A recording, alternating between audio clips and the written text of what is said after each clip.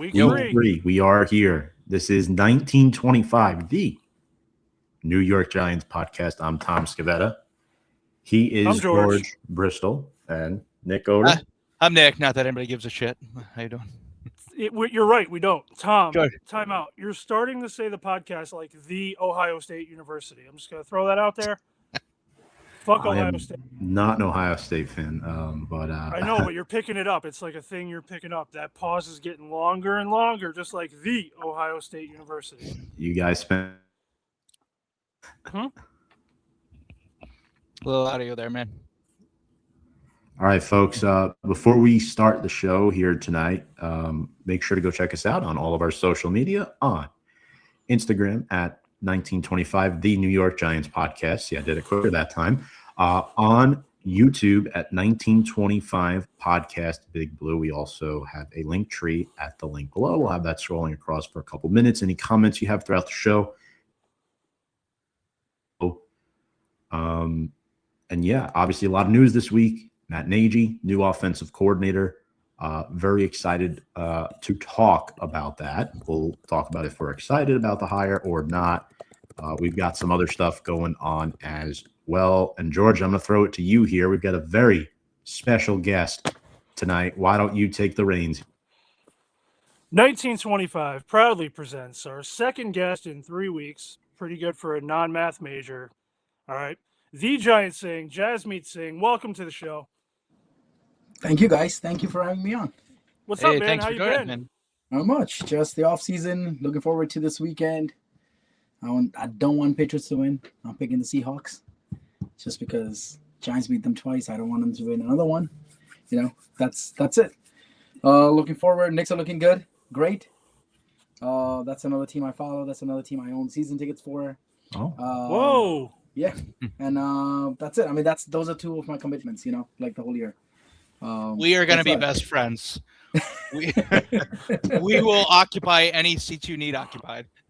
I know, right? I For know. photo op A lot of people purposes. reach out to me. Yes. Oh, yeah. I haven't got my my bill for playoffs yet, but I guess it's too early right now. I will get my Giants bill before I get my playoffs Knicks. Those are actually bills I would love to get in the mail.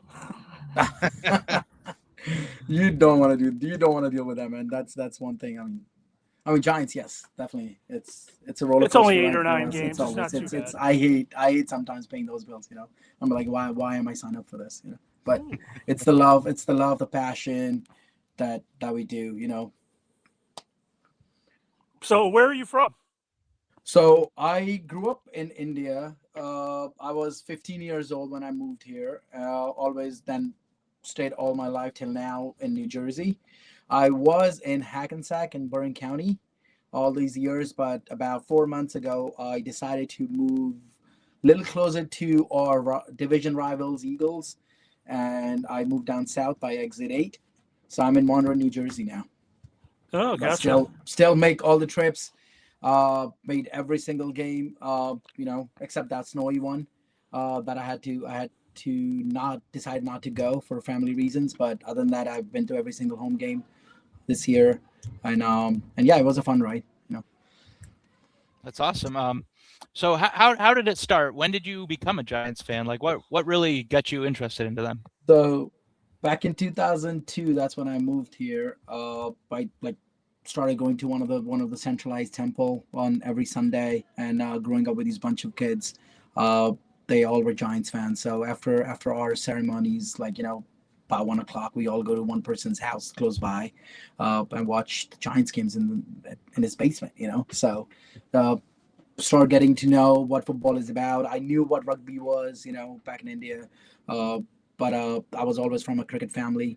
You know, so cricket was our one and only game that we root for. So football was another thing that I wanted to, like, you know, why not try it? You know, never played, started learning about it.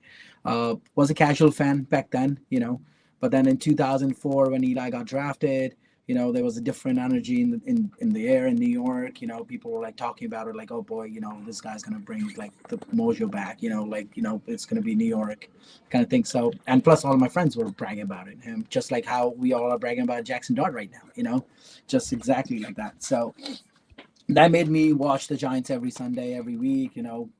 Fast forwarding first Super Bowl, that got me like into the Giants full time. So 2007, you could say I was a full time Giants fan, committed. Whatever happens, I will stick to the blue. Blue, actually, I picked them over the Jets. Also, for another reason that blue's always been my favorite color. So if you look at it, every single team that I follow has a blue in there. So Knicks, the Rangers, the Yankees, and the Giants. So yeah. I mean, all local teams, but everyone's blue. So Yeah, I actually applaud you, because if you would have picked the Jets, the Mets, and the Nets, your life would be screwed. You wouldn't own one piece of I memorabilia. know, and I can see that now. I mean, after 23, 24 years now living here, I could see that. I could see that, like how disaster of that fan base, how bad they are, and what they're suffering for, But, I mean, you would get beat up Thank you. all year long. There'd be no pause. yep. The Mets suck. I'll tell you what. I've Terrible. seen them in playoffs a couple of times when Mark Sanchez and Rex Ryan were there. Remember 2 years in a row they went to the playoffs. That's about it. I mean, other than that, they haven't had anything good. I'll tell you what, though. I live in a neighborhood where I'm surrounded by Jets fans, and all the kids in my neighborhood, they're 0-12, whatever. Doesn't matter what the record is. They talk the most shit you'll ever hear. They are loyal, and you got to give them props for that. But good God, you made the right choice. I know. Yeah, and plus, like I said, like all my friends were Giants fans, so I mean, I had no other option, no other choice, With Knicks and Nets, yes, I did have choice, like with that, because some of them were Nets, some of the Knicks, but with the Giants, there was no other choice. But like, I'm glad I am, So yeah, so that's where I was a Giants fan. I started, then I bought my season tickets actually right after COVID, when we first started getting in, because before that I was going to the games with my uncle, with my family and friends, like that kind of thing, casually, but was never a stadium person. But then right after COVID, like I had, my son came up to me and he was like, what, Dad, we just start going to the game, like we should go to the game, my older one. And that I was like, okay, let me try to take you to one preseason game and see how you like it, because he was young. He was like only like 4 years old at that time, for five, I think 5. Yeah. And I was like, okay, let's take you, he loved it. It was a Giants and Jets preseason game. It was a Giants away, actually, if I remember. And we were in the box, actually. I got it through my work. And we were in the box right next to Joe Namath. So, so we actually still have that picture when he was actually high-fiving Joe Namath from the other side of the box. It was like a big glass door right in the middle, but they both were high-fiving each other. And we were having fun. And then I was like, okay, I think he likes it, whatever. And then I bought the season tickets. And then I didn't take him that time, but I started taking him when he was like about 7, and then yeah, that's it's now history that he is part of my every Sunday. Every Sunday he walks with me. He goes to the stadium with me, tailgates with me, and that's how I'm teaching him. And he's another diehard Giant, with me. Perfect. Yeah, awesome. we like to call that. it spreading the disappointment lately to the next generation. But you timed it well, and they sure fooled you. I mean, you came in at the right time. You got some Super Bowls. You had some good moments, but with that, you stuck it through these past bad years. Yep. Bad years, yep. man. Yep. And I still watched every single game, even at home or stadium, even when we were like 2-win or 3-win team. Like, I mean, my parents were like, "Why? What are you doing? Why are you wasting your time all Sunday?" I'm like, "No, this is something I want to watch. I feel maybe I feel sad after the game, but at least this keeps me like motivated, like exciting, okay, good day's gonna come, that kind of thing. And that's what I tell my kids. I'm like, dude, like, relax, hang in there, you will be able to see a Super Bowl. There will be times that are gonna change for New York Football Giants. I've seen it, you will see it too, and maybe I'll see my third one, with that. And that's how he is. He's passionate. He wears his jersey. He wears his like gear to school all the time with proud, and that's it. That's awesome. That's incredible. And despite all the struggles, there's only one NFL team to win a Super Bowl in each of the last 4 decades. And Yep, that's our record. Yeah, no one has ever done it. I love to hear. Yep. I love to hear about the connection with your son as well. It seems like you have very strong knowledge of the team and its history, its origins as well. Can you tell us a little bit? I believe you said 2002 is when you started watching. What is That's when your I moved, but around 2003. I mean, yeah, around that time. So around like, the early to mid 2000s. Yep. What's your favorite Giants memory? I mean, Eli winning a Super Bowl. I mean, that's the first Super Bowl that he got with the Giants, and Giants' third Super Bowl. I mean, that's my favorite and the best memory.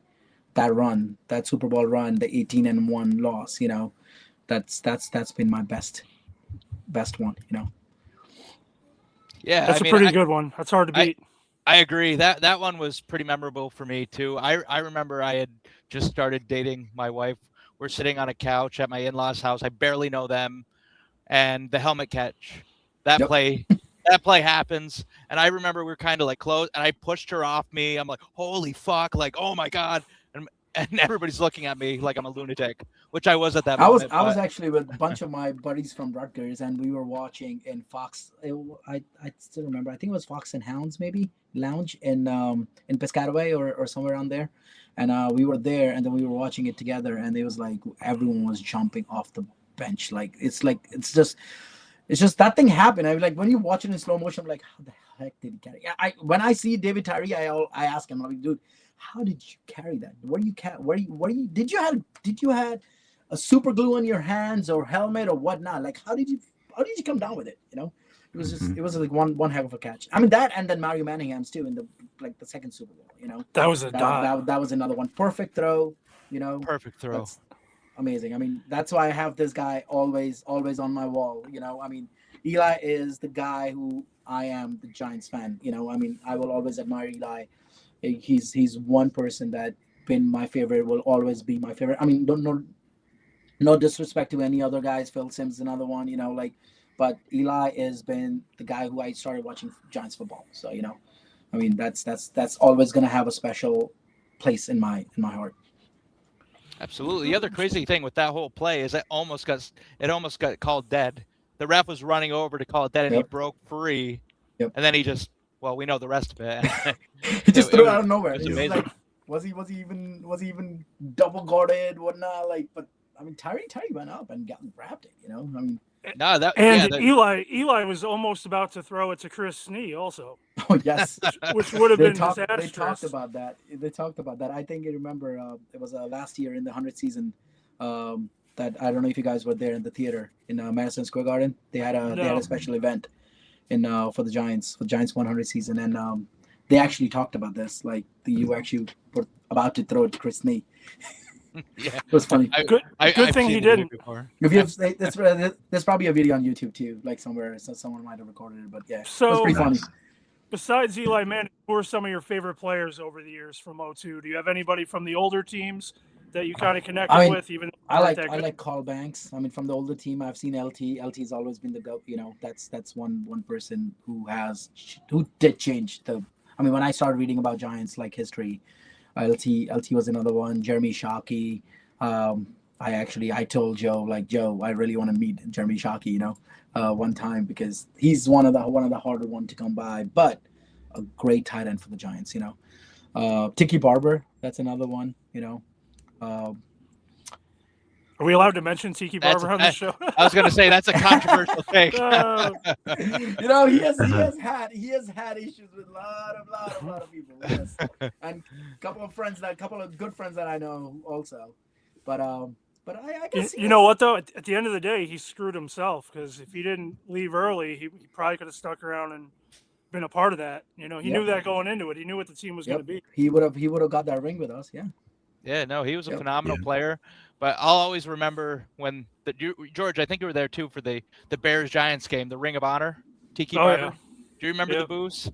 It was deafening, and I mean, he was a great player, but it was kind of warranted. He badmouthed Eli, badmouthed the team for a while afterwards, but you can't take away how good of a player. No, he's back, man.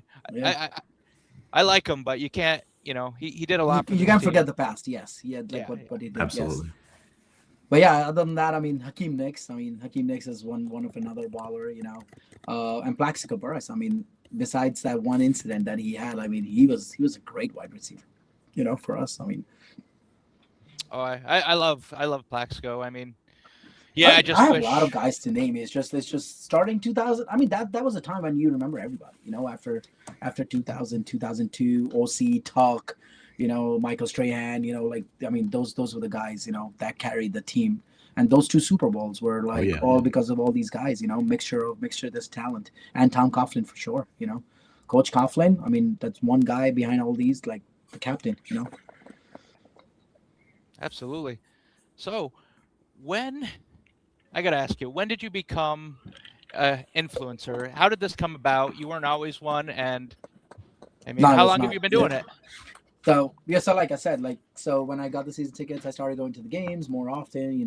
Try to see the crowd, like try to tailgate all that stuff. But that's when I was like, you know what? I was wearing a hat, or either beanie hat or like anything, like just because we are always as a part of the Sikh religion, we always should cover our hair. Like it's hair, it's long hair, but we should always tie it and then cover it with some kind of piece of cloth. Like we always call it a turban. Some kids wear small ones, and some wear big ones, right? So in the stadium, I was like, you know what? Like, why not me wear like want to be in the Giants, like thing, and then I researched it. I saw some other there are a couple other teams like Sikh boys like actually wear like their own team color like turbans, different color turbans, and I was like, okay, let me find it. Let me Google it. Like the first thing came up to was like, okay, there is actually something available, like I can actually go and grab it.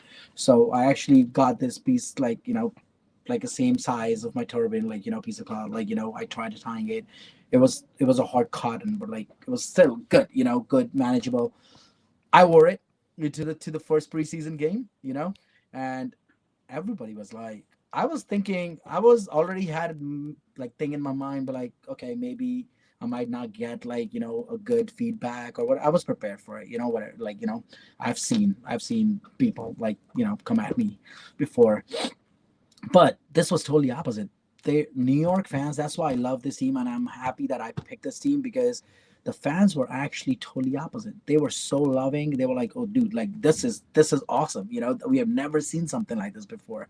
Like, are you gonna be wearing this? How long you be wearing it? Are you gonna be wearing this every game? Like that." They were excited, and they were generally like. Like they were generally asking me like real questions, but like, hey, how long you been doing this for? Like that kind of thing. But so it was amazing. It was a good experience, great experience. And I was like, you know what? Let me start doing it again. I did it second game, third game, and then it just became my identity. And then after that, uh, changed my Instagram account. Like put together. A lot of people start following. Couple of channels reach out to me.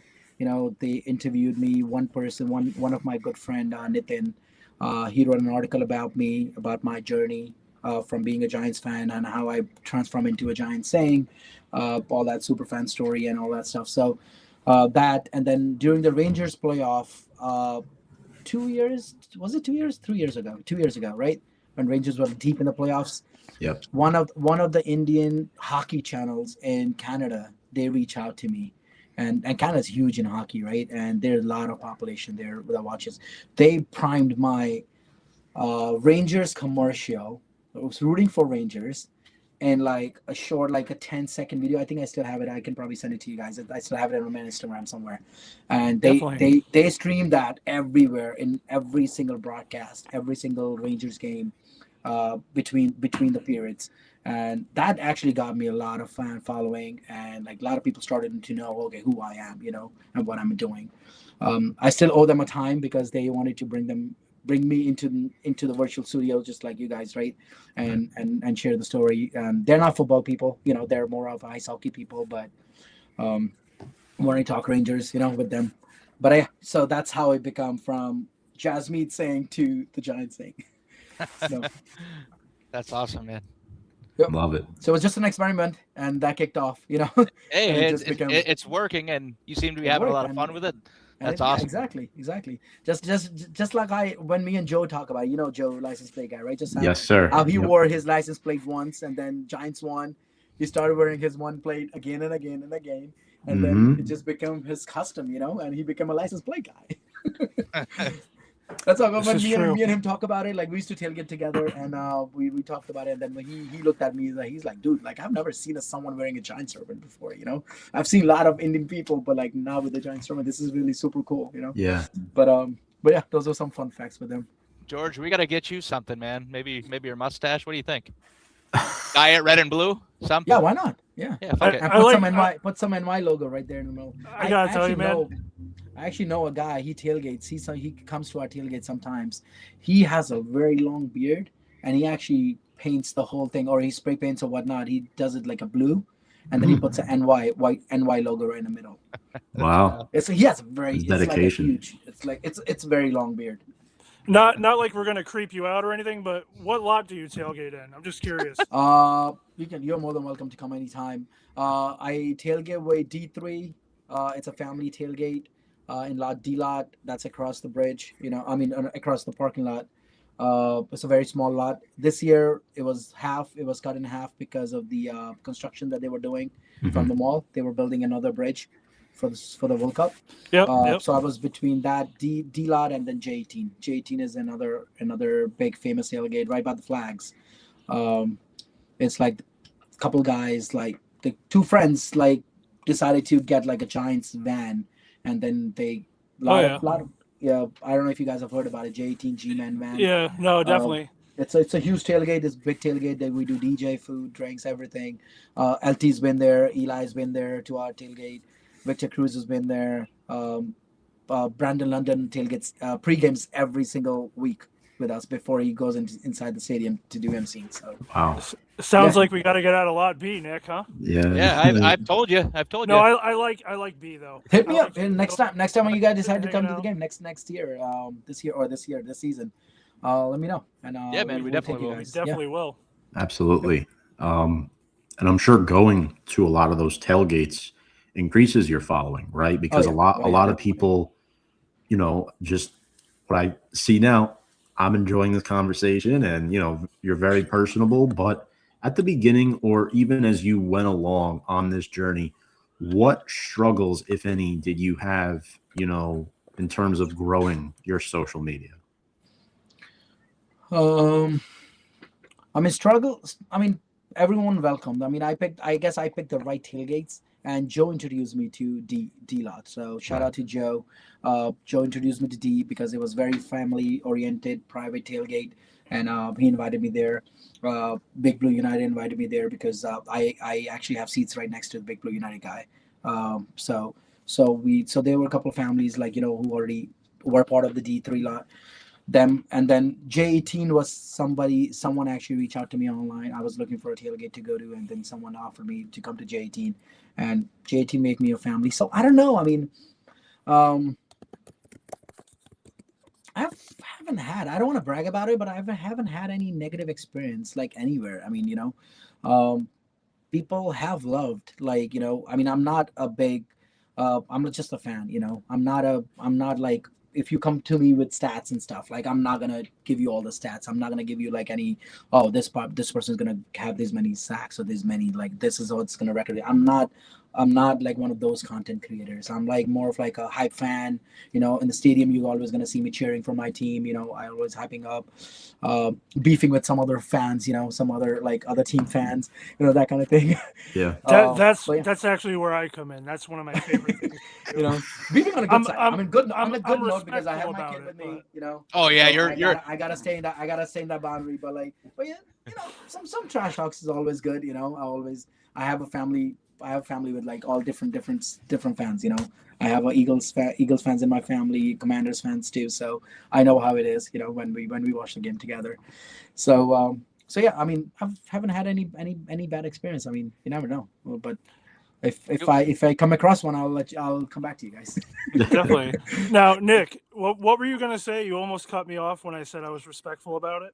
I was gonna say, you want to have a wild Sunday? Go to a game with George, and he will trash talk every single opposing team fan that comes by. It's fun. Respectfully. Like Chiefs week 3 this year. Travis Kelce. Yeah. Yeah. Oh my God, you fucked with every single person that walked by. Respectfully, but it was fun. I think the quote was "Sell all your shit, it's over," kind of thing. Oh, boy. Yeah. They were looking at me like, what is wrong with this guy? This team is terrible that I'm rooting for. And he has nothing better to do than roam the concourse before the game and just be like, well, I think what I said, the dynasty was over, sell all your shit, that kind of stuff. They all laughed. They all found it funny because they knew it was over. Switching gears a little bit.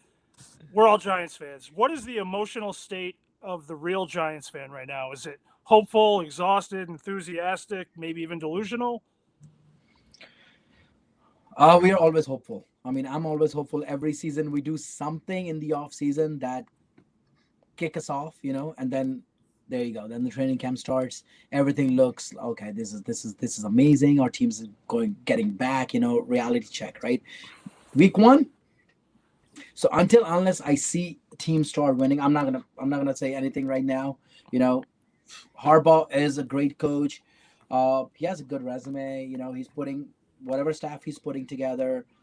Let him do his work. I mean, you hired him for a reason. You paid all that money to him. Let him do his job, and let's just not jump on the wagon and be like, oh no, he's not picking up the right team. How do you know that? Like, he is doing his research, right? I mean, let him do his job, and then if he fails, I mean, we know, if he succeeds, then all of those people are gonna come back and be say, oh yeah, see, like he's the best. So I mean, I'm not going to say anything right now until I see a good product because we haven't seen, but I'm excited because I'm getting my quarterback. I got my quarterback. We got a good coach. I'm getting my RB1 back. I'm getting my wide receiver 1 back. We still have some things that we need to fix in the secondary and like other parts of the team. But yeah, I mean, that's their job. They get paid to do that. Let them do it. I just need a good product. I know we can score. We just need to know how to finish it. That's it. We were not able to finish the games last year. That's been our difference, is that we were not able to play in January. I agree. I've said this all year long. If the Giants only had to play 3 quarters, we would have had a phenomenal season. It's that 4th quarter it fucked us. Yep. Now, has it been hard to stay? Has it been hard to stay loyal? For me, it hasn't been. I mean, I'm always there, but I've had some tough times. And how do you compare right now to the past? Like, for the first time, I feel like there's optimism in it. There is actually, yes. Even when Daniel Jones was drafted, I was in the stadium when he was picked, and I walked right out. I mean, no disrespect, I mean, I was like, who is this guy? I mean, I knew who was this guy, but I'm just gonna say, why are we picking him? I mean, but it is what it is. I mean, I mean, he's a good. I guess he's showing in Colts that he's a good quarterback. He just needed someone, to coach him properly. He needed a lot of things. He needed a lot of things. Team around a lot of him. good things and bad things for us, whatever. Like, but yeah, but at that time I was like, oh boy, really. But when we picked Jackson Dart, I was like, this is different, And when he started playing, we were like, I didn't want him to play at all, This year, if Russell Wilson would have. I have a feeling if Russell Wilson would have won us that, which game was that? I know he won us the Dallas game. Week 2 in Dallas. No, Dallas game. He played pretty good. He did. He played lights out. He played really good. What was the other game? What was the third? Oh, the Kansas City game, right? Kansas City game. If he would have won us that Kansas City week 3 home game 1, I think we would have not seen Jackson Dart that early.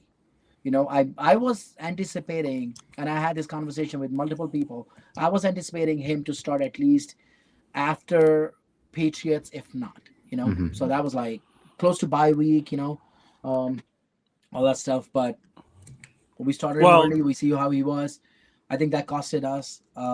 Scat, maybe, I don't know, whatever. But Dable was just praying at that point. Anything to save his job. Any formula to.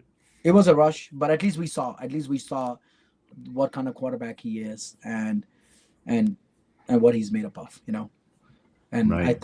I think him without his wide receiver 1, without his running back 1, he still worked out with the team.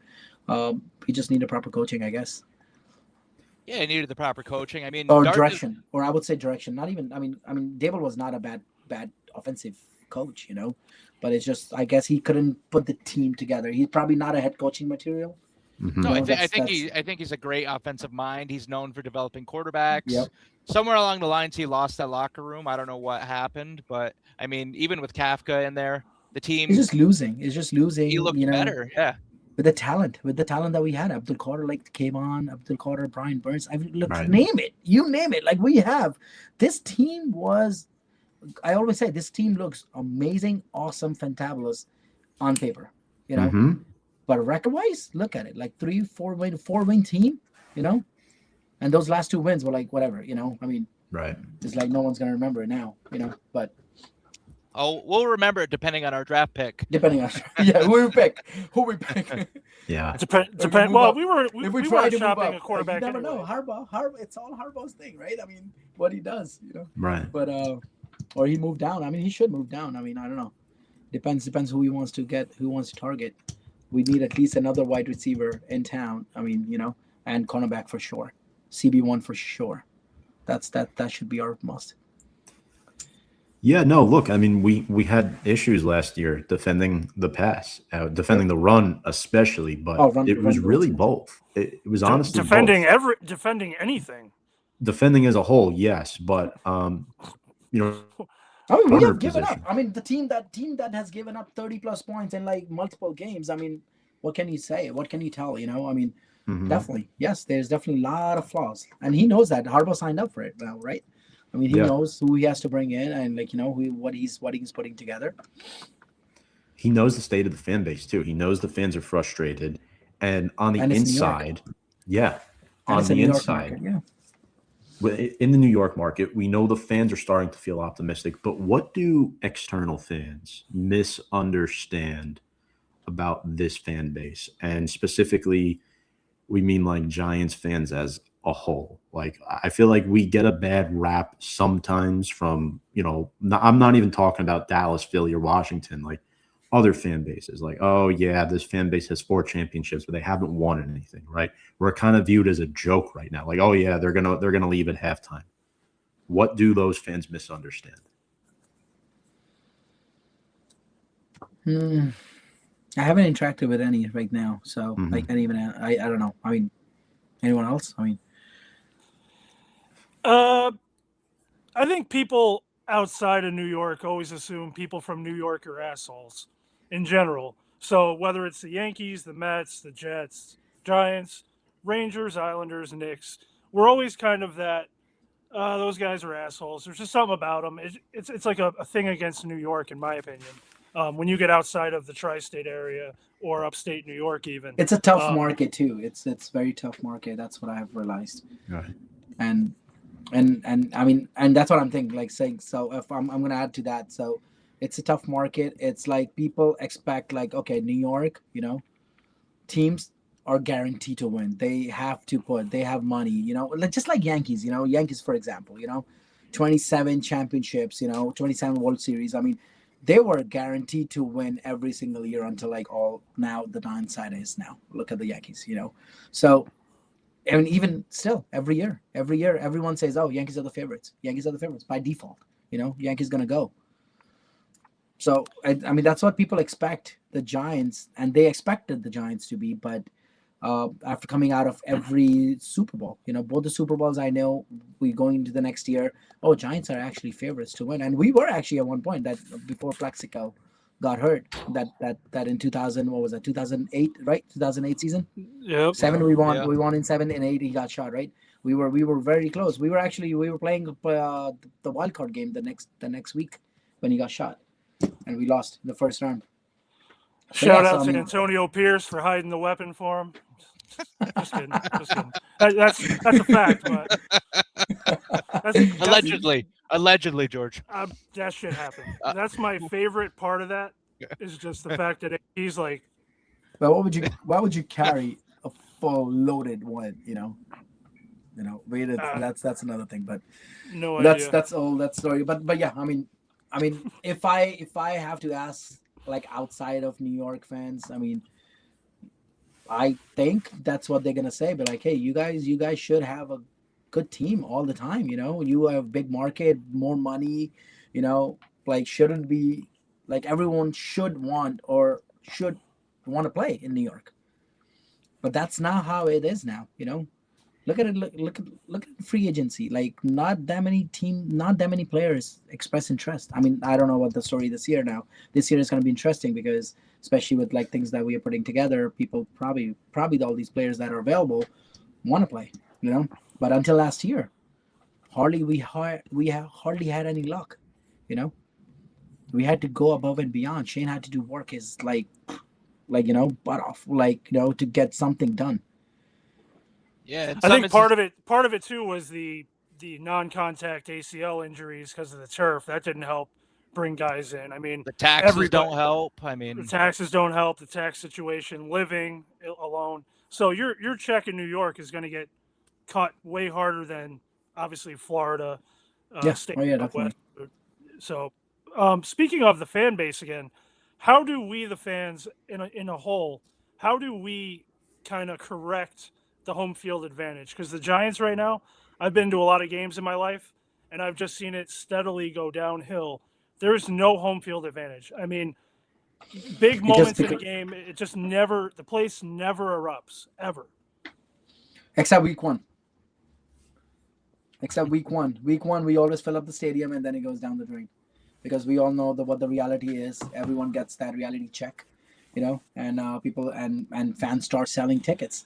Right. I mean, our fans are like, I mean, it's a market too, I guess, because Giants tickets gonna sell. I mean, now. I mean, I've seen tickets for selling for like $4 now too. I've seen that low of a price as well for 300 level. But New York market was like something a few years back was like, even if Giants are doing bad or Jets are doing bad, there will be fans in the stadium. There will be not Giants fans or Jets fans, but there will be fans in the stadium watching the game, or at least come and get experience, because there are a lot of tourists around there, right? Look at Knicks games. Knicks games, you will see a lot of Knicks fans, right? But I've seen a lot of tourists. I've seen a lot of people walking into Madison Square Garden for a Knicks game for that night.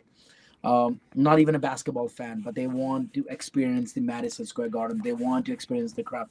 And that goes for football too, because football is an international sport now. It's not just an American sport anymore, right? I mean, look at it. They're in Australia too now. Who's going to be next? Asia. They're probably going to end up playing in India sometime. That has no relationship, at all, with football. So they're trying to make that international.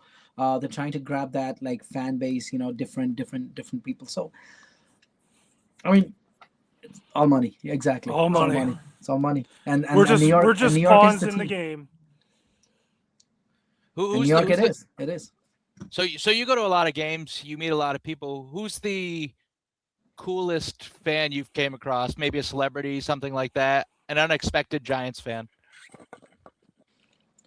Coolest non-Giants fan, you're saying? No, an unexpected Giants fan, like somebody you didn't even expect to be there. You came across.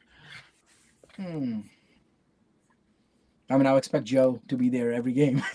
That's one. If I don't have to pick Joe, I would.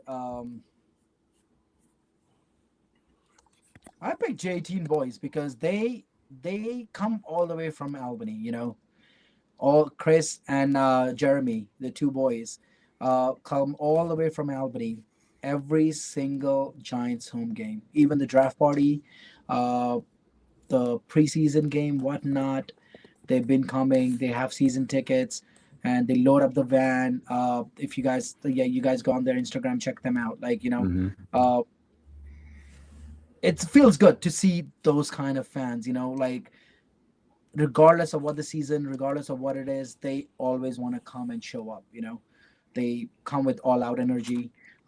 Bring loaded van with all the Giant stuff. Put it out. Put the tents out. Put like everything. They've been doing that for years. So I mean, I would be surprised if I don't see them 1 week. That's one of the fan base. I mean, definitely just Joe too. Joe comes like up on the top. If Joe breaks his 25 years of his consistency, like his 25 years of home and away games. That's what he's been doing. Home is actually more, but home and away combined is like, I think that this year was his 25 years. He never missed a home game, well, besides COVID, I believe. Right. But other than that, if I don't have to pick Joe, I will definitely pick J18 boys. Awesome. No, absolutely. And I think, this fan base is very special. And Everybody has a lot of different opinions on the current state of the team, and we're going to do something a little fun now. We have this lightning round. We want to ask you, Singh, your thoughts on the Joe Shane retention, because our opinions are split, as in me, George, and Nick. We are split on the retention of Joe Shane. What was your reaction initially, and what is it now? I feel that Joe is. I mean, it's good. It's good. I mean, he I mean, he has made mistakes. I'm not gonna deny the fact there, right? I'm gonna be a little bit neutral, but I do think that the kind of team, the kind of people that he has picked, the kind of players that he has picked, or his team has picked, are making an impact now. First year, I still think first year he picked Kevon and Evan Neal. I mean, those we knew though we Giants gonna pick those players unless Giants move out of those spots even before Joe Shane was hired. We knew people were doing math. There were a lot of mock drafts that were actually predicting. So that year, I think it was easier for them.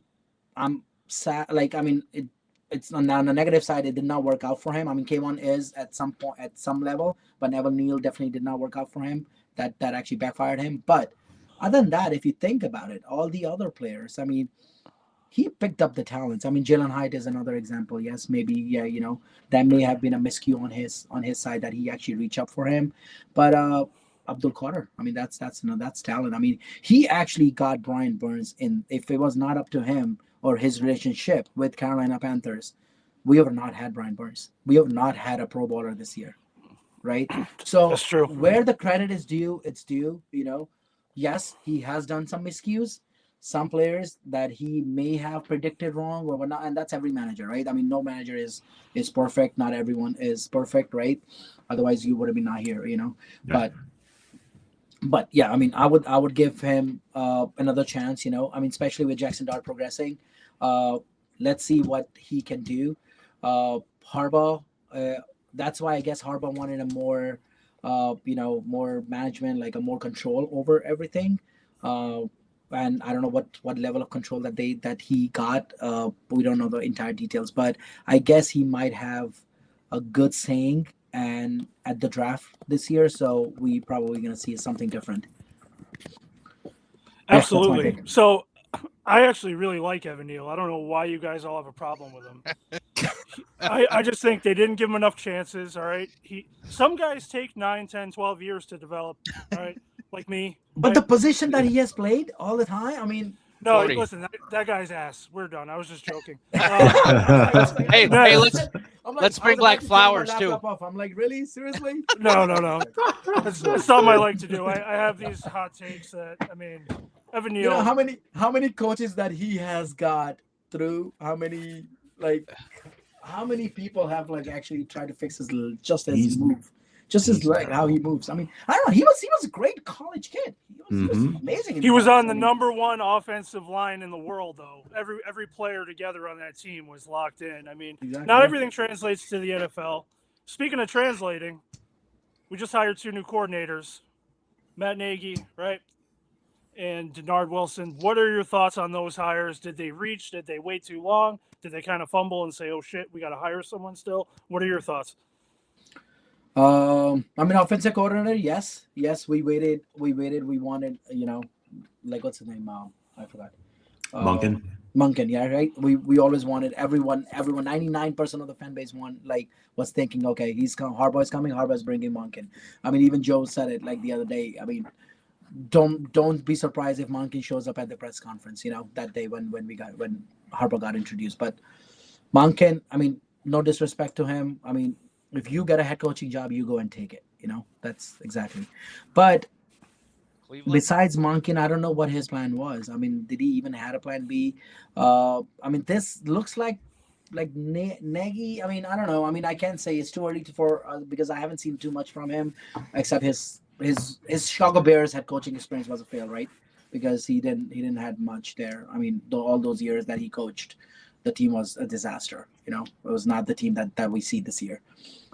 His Kansas City years were actually pretty good, but what I'm hearing, and I don't know if you guys can probably know more, He did not call any plays, right? I mean, he was offensive not. coordinator, but he was not coaching. It was more of Andy Reid calling plays, right? Or Andy Reid's like offense. So And I don't know conversely, how much. Harbaugh calls no plays. And Harbaugh doesn't call plays, so this will be So interesting. this is So going to this be a would be question. interesting. How much he has learned and how much he has groomed himself Mm-hmm. from Chicago to Kansas City as a wide receiver coach. No, was he a wide receiver coach? Yeah, he was a wide receiver. He was a wide receiver coach. No, what was he? He was a quarterback coach. He was a Nagy, quarterback coach for Mhm. 1 Yeah, he year was a for quarterback Kansas City, coach. right? Yeah, he was a QB coach Yeah. for 1 year in Kansas City, and then he converted into offensive coordinator. So yeah, let's see how those years of experience under Andy Reid turns out for him. Too early to say. I mean, he doesn't.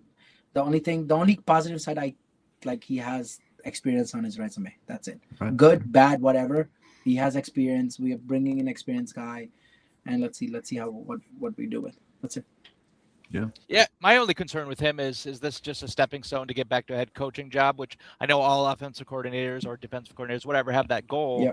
But he's been there already with Chicago, and I do think he's not going to be flashy. He's not going to be exciting, but I think he might be effective with a new quarterback because Dart is still learning, and there's a lot of errors. His footwork's sloppy. He wasn't that great with the deep ball, but in a system with Nagy, we're going to get a West Coast offense that can Which will hopefully, benefit him. which will Yes. benefit him. Which will benefit us, yes, because especially with Scat and what's his name, Tracy. Turbo Tracy, right? Whoever our three, Yeah, two, whoever three we running got. backs are, yeah, exactly. So Turbo's packing those bags right about now. Turbo probably is, yes. Turbo, We yeah, don't got otherwise, room for that Turbo guy. Yeah, I Get don't all think. I these think he's Bills probably guys out of here. he's Done gonna with this get Bills picked. shit. He's gonna get picked by somebody. If Sorry. not, Yeah, then he will absolutely. come back to our practice squad. Yeah, I mean, Turbo is great talent. Is good talent. He's good physical, but yeah, this team has a lot more talent than him right now. I mean, especially with Scat in the mix now. It all depends on how Scat's rehabs and he comes back. I think Oh. thankfully with Scat, we've got youth on our side. So he's hopefully going to heal quickly. Yeah, but I'm gonna touch on something that's a topic right now. How What do a you word. feel like Steve Tisch will affect the organization? I know it's There's my tough. dog. It's tough. I mean, Steve. I mean, I don't know. I mean, if you see the overall picture, yes, it's bad. But organizational wise, they have to make a decision as soon as possible. It all depends. I mean, Steve has what? Like he has a good amount of shares, right? He has stake. His stake is what? 40. What is it? 40% because it's 40 40%? 40 or 45 40. What's the and new one? five, The I new think? owner, the third owner It's is 10, right? is 45-45 for between the Maras and the Tishes, and then And I then think it's 10%. 10 equal. for I thought it was Mara had more. That's what I I thought. think Mara has Mara- the final nod on it. I'm pretty sure. Okay, right. so that's how it is. Mara's the majority owner. Because we have never seen Tish making any decision. That's why I was kind of surprised this year in this head coaching, Buffalo, everything, Steve actually made a very, very positive role. I mean, he sent his plane out, he actually went down there, all that stuff. So it was actually pretty active, what he did. But this news came out a break after that. I mean, it's just funny. It's just frustrating at the same time. Giants is in the middle of limelight in any worst case possible. And people start making fun of Giants again, be like, hey, your owner is part of the Epstein files. Right. And then once he was doing, and then someone mentioned Russell Wilson too. So Yeah, he tried to buy that. He tried to buy that creep's fucking plane. a car or house, right? It was a house? plane. Yeah. It was It a was a plane. Oh, it was a plane. Okay, It was a yeah. plane. I'll tell you I what, didn't though. pay attention. I didn't even pay attention to all these I it's- give Russell a lot of credit. He, as soon as that came out, He's that like, dude "Fuck was no." on it. Like, Oh, Russ was didn't on do it, yes. shit. I And saw the plane. I where didn't like it. I was difference out. is. That's what I'm Can you pretty blame him? skeptical about this thing though, because Russ denied the facts right away. Tish is he gave a very generic statement. Yeah, of course, because he's guilty. And then nothing is coming from Maras or anybody or full operations or anybody, anyone. there has to be somebody who supersedes. I don't know the whole organizational structure, but there has to be somebody who has to make that decision. I mean, if Mara and Tishes are 45-45, then who has the final saying? You know, I mean, someone has to make that decision, right? Have I to mean, be John or Chris. You have to be one of them. yeah. And to be but fair, this cannot, I don't. if it is genuine, if it is 100% confirmed, all that stuff, and he is like part, and he has taken this into deep, like, you know, I don't want to say those words on live, but he has done it.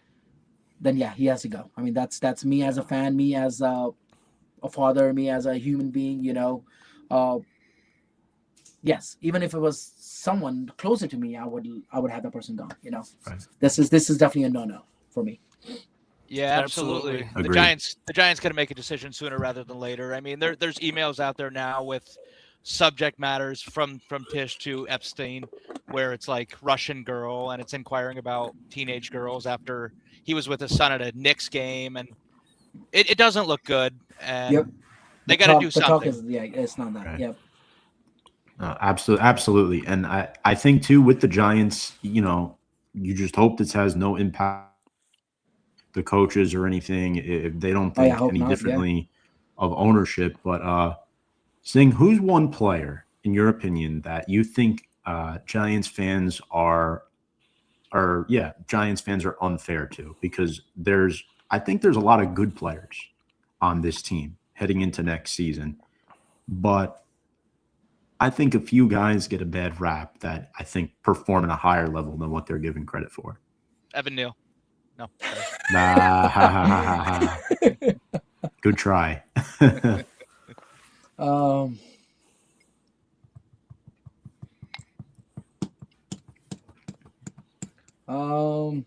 I would say Kayvon Thibodeau, because That's my he dude has, right there. Yeah, that's. I mean, I've always respected him. He's always been my guy, you know.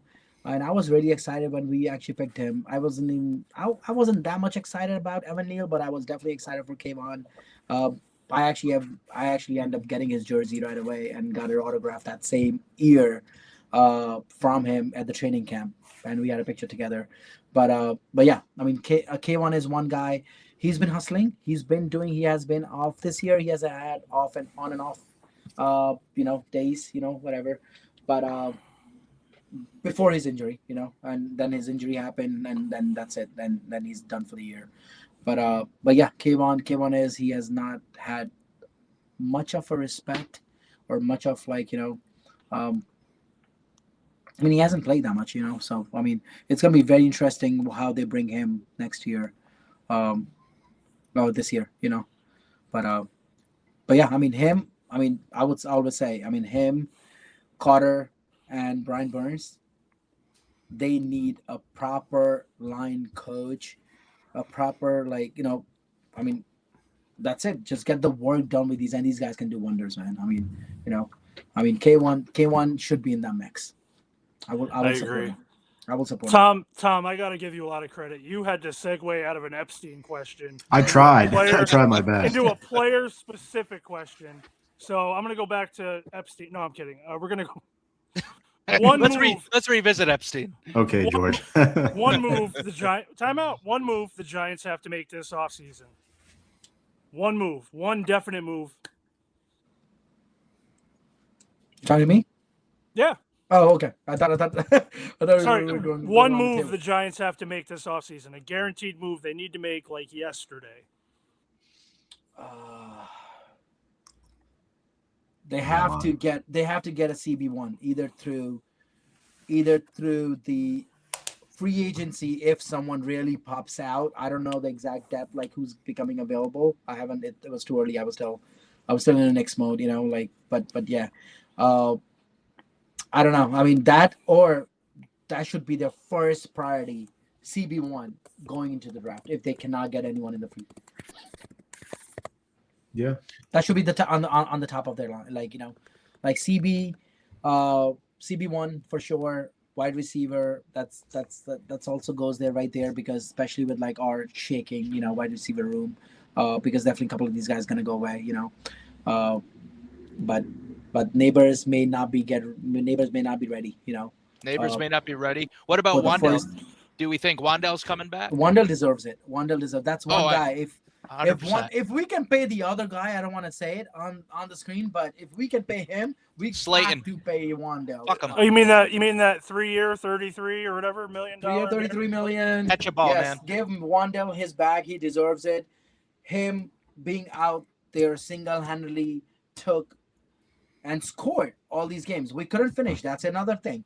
But he scored, and he went whichever formation they wanted him, he showed up. I guess he probably has a much more repo, a much more gel. Yeah, he gels with Dart much better than I would say than Neighbors right now, because Neighbors been out, Oh yeah. But I would say Wandell, don't let him leave that building, because that's definitely gonna be downside, But even regardless, Neighbors and Wandell, we definitely need somebody. We definitely need someone, another person. Now, who do you think gets cut this year? Who do you think we're saying goodbye to?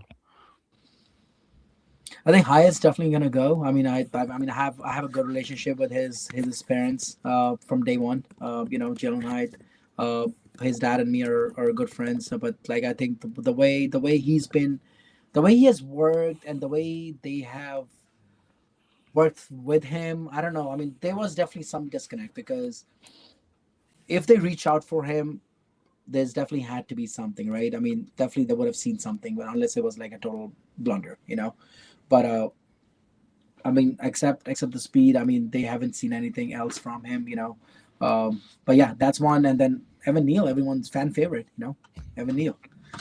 Those two guys I can definitely think of. Bobby, I don't know. I mean, I really want Bobby to stay. I think we all because do. especially with McFadden coming back, and McFadden is another thing. That's another one. Him being injured out all year long, and his contract they're up there. That's another interesting guy, and I really want I want McFadden on the team as well. Because when him and Bobby were together, I mean, they were good. I mean, that's the combo we need right there. Mm-hmm. With Newman, with Newman out there, But yeah, I don't know if they can keep everyone. I mean, I would not have anyone go. No, if it's up nobody. To me, that's why it's not my job, But my job is just to go watch the game and anticipate a victory, walk out with a victory song from there, and just go have fun. That's it. Wait, this team wins sometimes? Yeah, you did. Oh, Hey, I thought that was our role in the whole thing. We won 4 games. We you know what? Out of those 4 games, we beat the Eagles and the Cowboys. So I know. So that's changing. That's changing.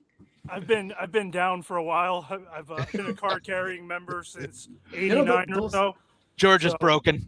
So if I want to be I've happy, if I want to be happy about the last season, the only thing that makes me smile is like we were able to beat Cowboys. I mean, that the game that didn't even matter, but we were also able to beat Eagles when it mattered. We beat them in our house.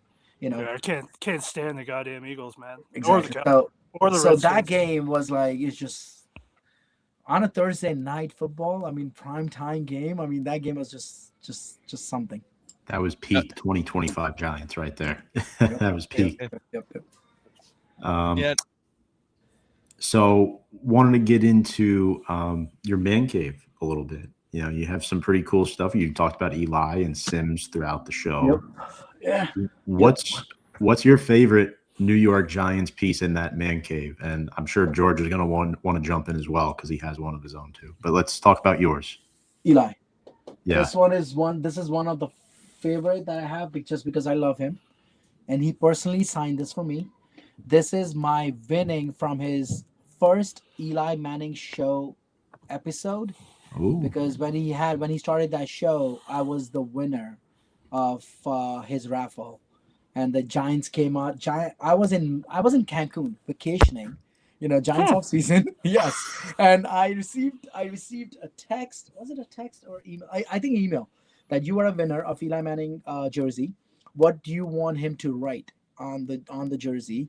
And we're gonna have that jersey shipped. I'm like, what size is that jersey? Because I really wanted to wear it, like, but then I think about it, like, oh, dude, no, I'm actually going to have it framed. I don't care what sizes they're going to send me. I gave a very long code actually to them, and they're like, oh, Eli's not going to write all that stuff. So maybe it's just going to be one line signature and whatever encryption you want. I'm like, okay. So I gave him this. In New York, they like winners, So I gave him, this is one of his code. Like I looked it up, like, so this was one of the line that he actually said sometime. So he said that, and then I definitely wanted to make sure that he writes only a giant for me. That, and then I got a couple of his cards inside. I framed this myself, so this is me. And then one of a really good friend of mine, he actually made these $10 bills, Eli, with Eli's face on it. I don't know if you guys have seen this circulating around. No, I have a few. So if I see you guys there again, I'll give it to you. He owns a grocery stores business. So Mike Vivallo, that's his name. His Instagram handle is Team Vivallo. A very good guy, very, very nice guy. He has a lot of NFL players that he has a relationship with, that he makes the shirts out of, like for Saquon, right? So he has a Saquon broccoli, that kind of thing. Like, so, it's like he's promoting eating healthy. I think Jamar Cheese, I think that's what it is. So he makes up all these funny names, targeting kids, and young ones. I have a Dexter Lawrence jersey shirt from him that I wore last year. So it's like Dexter Lawrence on the shirt, but on the face it's orange. So it's Dexter Lawrence. That's what it calls. So that's pretty cool. Yeah, cool. so that's it. So he made those $10 bills, and it's really cool. So yeah, so that's my thing. This I got it from Joe. It's the plate. It's called Only a Giant. That I had to put on this wall because this wall is actually my Eli's wall. So this is another Eli's MVP plaque that I have here. These are some of the giveaways. Yeah, so yeah. I mean, the rings that they gave us as a season ticket holder. Anytime I go to Mexico, I always grab something that they make in the hotels. Oh, the Day of the Dead thing. That's awesome. So that thing one, and then I got this from Mexico. So anytime I go to Cancun a lot, right? So Cancun's my vacation spot. So anytime they make something giants over there, like I just go and grab it. That's another one. This is another one that I got. They personalized it for me, the board. So those are awesome. some cool stuff that I have it in my office, and outside of this office, like my whole basement. So maybe I can show you guys sometime later. Amazing. Yeah. Definitely, most definitely. Some of the pieces, yeah. Georgia's competition. Actually, this is something that someone just sent me. One of the fans. This is a piece of a turf from Old Stadium. I've only been to that. I've only been to the Giant Stadium once, and this is actually there's a certificate of authenticity. So no one can tell me like that's fake because this is a certificate right in the back, and this is a game used turf from Meadowlands Stadium, like from Old Giant Stadium. So that's a nice collectible that I have. But yeah, so it's all about Eli. I mean, anything Eli I see online or anywhere, just go crazy for. There you go. Oh, actually, I have that. I have that outside hanging. I have that, and I have a Beckham. I have a Odell Beckham too. Yeah. Yep. I think I lost your voice. Damn. I think we lost his voice. Who, me? No. Nick. Oh, we lost. Nick's, yeah. We lost That's good. Nick. We lost Nick you, kind of. yeah. He sucks anyway. He was talking. I think he was talking, and then we lost him. Something failed. So switching gears a little bit, Tom, you're done, right? Yes, sir. Yep. So I'm a big foodie. I grew up in New York City, moved upstate. I love New Jersey. To me, has the best diners on earth, hands down. Yep. Where's your diner spot, or is it something local or somewhere else in Jersey? Hello. What's the best? What's the best? So when I was in Hackensack, hey Chris, welcome back. So when I was in Hackensack, I grew up in Lodi, Hackensack, that Bourbon County area. So I always used to go to Chit Chat Diner, in Hackensack on Essex Street. That's where I always used to go. I still have to find a diner here in in Manalapan Freehold area, like where I can go. I haven't checked one out yet, but that's been one of my diner. Meadowlands Diner is another one. Well, and any diner you walk into, like it's pretty good. I mean, you can't go wrong with it. That's why Joe picks the diners every year for his holiday dinner. Big tip dinner. The big tip dinner, and I've been doing that for almost 4 years now with him. So it's pretty cool, good experience. Nothing fancy, nothing too flashy, because our big thing is to actually collect the big tip. You pay $100 up in front, and you order what you want, and then whatever's money's left over, then that goes all towards the tip for the staff and for the waiter. I love or that. waitress. Yeah. So that's a cool thought that he came out with. It's been running. I mean, we have a lot of people joined. I mean, we have Giants beat writers now. Art Stapleton joins us. What's his name? Couple other guys joined us as well. Duggan, Dunleavy. Duggan. No, Duggan didn't join. I haven't seen Duggan. Couple other guys. Talking Giants have been there. Okay. Yeah. So and the players, of course, a lot of players come by all the time. So yeah, it's a good experience. So yeah. So diners. Yeah. I mean, Chit Chat Diner is the one that I've always went to. That's been on top of my list. We'll have to check that out. I love diners. I don't know about these two, but who really cares? Diners are the best. See, George asks a lot of questions and doesn't wait for the answer. He just moves on and continues talking. I'm surprised you got to talk today. But moving on, what is your message for Giants fans heading into the next chapter? It's going to get exciting, and just hang in there. I would say just stay hopeful, faithful, and keep representing blue. Don't sell your tickets to the season ticket holders, please. I always say that. I mean, I know it's your money, you spend it, but I mean, you give it to another Giants fan. That's what I always say. And there you go. Yes. So if I ever need a partner, I'll hit you up. Absolutely. Sometimes if I don't end up taking my son, with me, but he's seen enough games. I mean, it's time for me. But I always try to do that. Sometimes I give it away. If I don't go, I hardly make that decision. But last, like, if someone upgrades me, if someone wants me to come in their booth or like that, and I've already have my tickets, I'm not gonna sell it. I give it away to somebody. Last couple of games, my son couldn't go with me, so I actually picked a fan from my fan base, and that's cool. And reach out to him, like, hey, come with me, experience what I experience every day, every Giants game day. Brought him to the tailgate, have him experience the tailgate, have him walk with me, and then come to the seat with me, sit right next to me, and have it experience it. So yeah, that's one thing I do. But yeah, so hang in there, be faithful.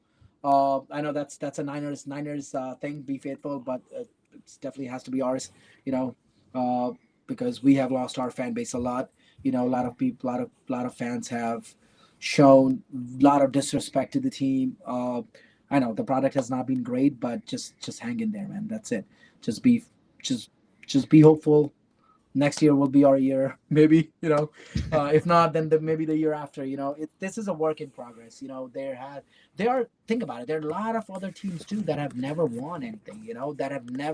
They've been a disastrous team. There are a lot of other teams, and there are a lot of other teams that are actually getting back. So just be with your team, because if you're not gonna show up, if you're not going to be with your team, then who they're gonna play for? They play for the fans.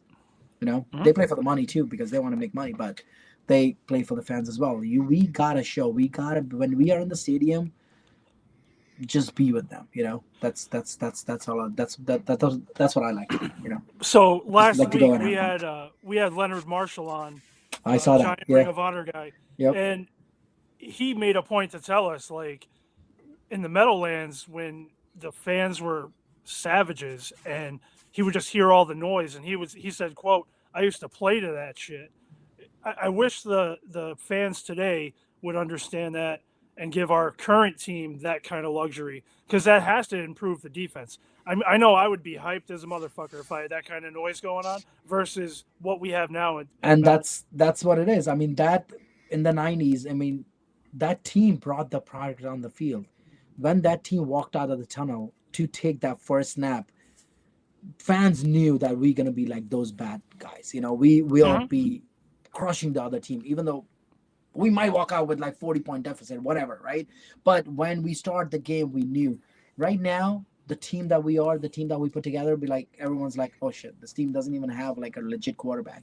Last 4 years, we didn't even had a legit quarterback. We didn't even had a legit team. We're like, what are we playing for? What are we talking about? What are we gonna do? That kind of thing. So Right. yes, bring us good product, and fans will show up. Absolutely. They are a lot of loyal fans too. They're like what, 60? How many seats we have? I think it's like about 100, no, 87,000 or something. I'm sure we have 87. Around It's that. 80, Yeah, it's the biggest. 87,000. It's the biggest in the league. Yeah, and I'm sure we have 87,000 fans that we don't even need a away fan in there in any of those seats. Mhm. So yeah, so that's my statement to them, to show up. And if you need a tailgate, come to me, man. Come on, let's do it. We will We're absolutely. gonna take we're care gonna of it. check that out. We're definitely gonna take a walk. Yep. Absolutely. I walk around sometimes. I go to different tailgates. Whoever invites, or someone if I want to go check it out. Big Blue Barbecue is another one that I checked out this year. Very nice tailgate. Joe told me about, and I went there. Good food. Uh, and yeah, Talking Giants do tailgates too sometimes. They're all on the other side, so it's quite a walk for me sometimes. If I eat a lot in D, then sometimes I take a walk down there because it's on the other side of the parking lot. Uh, but yeah, going Love around, that. that's what I do. Singh, before we let you go, anything you want to plug outside of, the tailgates and stuff, like socials, events that are coming up that you might be attending, stuff that, to promote the team, the fan base, get fans together and all that stuff?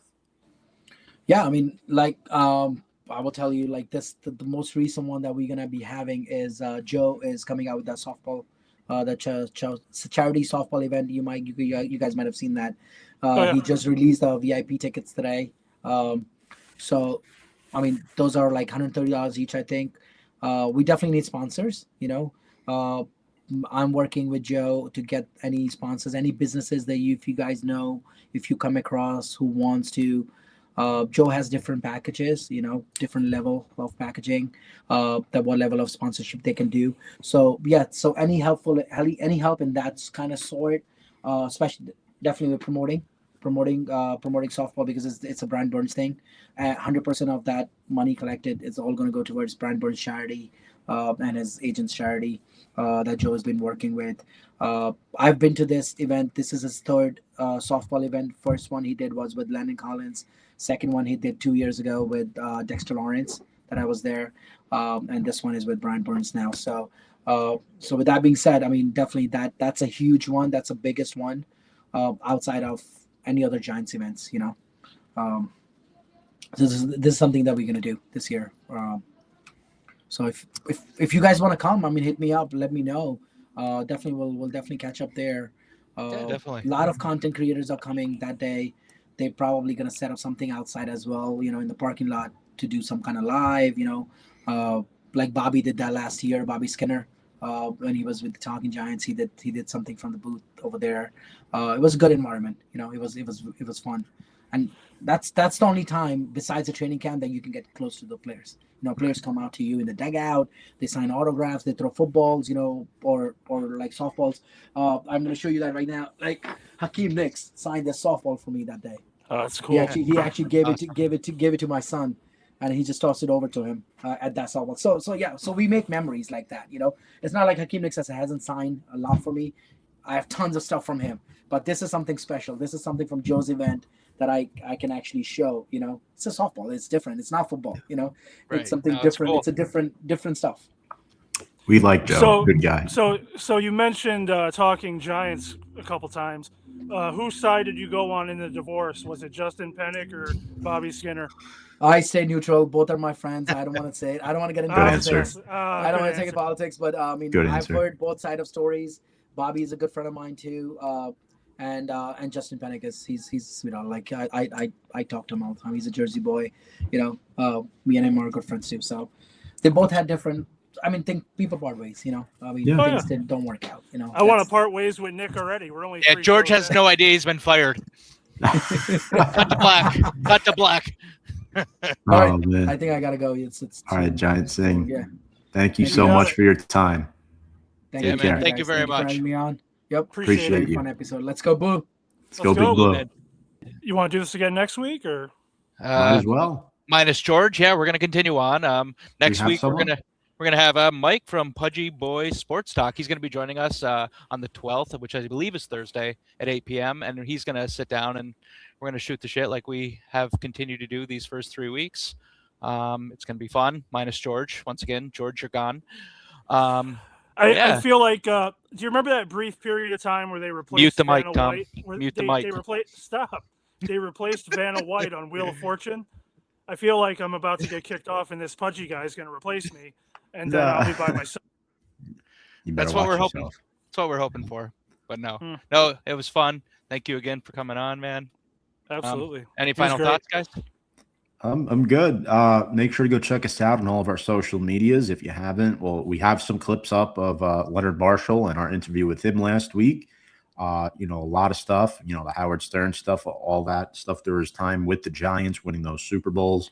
Our audio link will be out as well on our link tree on the Review and Preview Sports and on Instagram and YouTube at 1925, the New York Giants podcast. And don't forget our Facebook page as well. On behalf of Nick Godin, George Bristol, I'm Tom Scabetta saying cheers. Well, George, you have something? No, I thought you were going to do the Good Night Big Blue thing. I was going to No. switched it up. Appreciate you all. Make sure to go check out 1925 once again next week. Cheers. Cheers. Thank you.